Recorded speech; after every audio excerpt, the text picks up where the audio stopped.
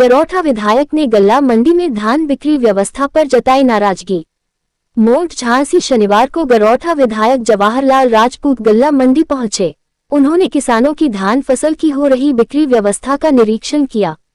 निरीक्षण के दौरान उन्होंने अव्यवस्था और प्रशासनिक लापरवाही पर नाराजगी व्यक्त की तथा मंडी सचिव राजीव कुमार यादव को कड़े निर्देश दिए। विधायक ने स्पष्ट कहा कि मंडी परिसर और बाहर सड़कों पर ट्रैक्टर ट्रॉलियों की लंबी कतारें नहीं लगनी चाहिए, जिससे जैम की स्थिति बने। उन्होंने कहा कि गल्ला मंडी सचिव पुलिस की मदद लेकर यातायात व्यवस्था को सुचारू बनाए रखें ताकि किसानों को परेशानी न हो। किसानों की धान फसल की तुलाई केवल मंडी के सरकारी धर्मकोटों पर ही कराई जाए, बाहर खुले प्राइवेट कांटों पर नहीं, जहां विधायक ने मंडी अधिकारियों उनसे ऊंचे दाम वसूले जा रहे हैं को निर्देश दिया कि एक दिन में 2 बार खुली बोली की प्रक्रिया कराई जाए। पहली बोली सुबह 8 बजे से 10 बजे तक और दूसरी दोपहर 2 बजे से 4 बजे तक। इससे किसानों को अपनी उपज बेचने में सुविधा होगी और दलालों की मनमानी पर अंकुश लगेगा।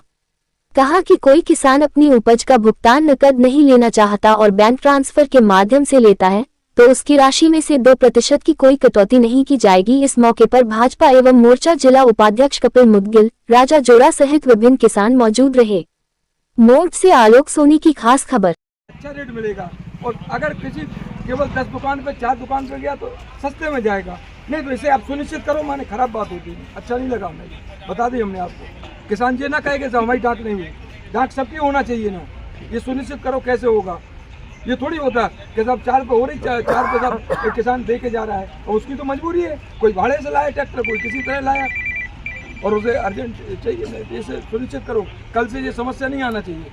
हाँ पिताजी गल्ला मंडी पहुंचे हैं, निरीक्षण किया है, क्या किसानों की शिकायत है, क्या पाया गया? जो किसानों की धान इस समय फसल आ रही है और हमें लगता है पूरे क्षेत्र भर से कम 400-500 ट्रैक्टर प्रतिदिन मंडी में आ रहे हैं, तो कहीं ना कहीं नीलामी को लेकर कोई समस्या थी, कांटे को लेकर, तो इन्हीं को देखने के लिए है कि किसान को जो वास्तव में धान का मूल्य है वो उचित मूल्य मिले और कहीं किसी तरह का उनका उत्पीड़न ना हो।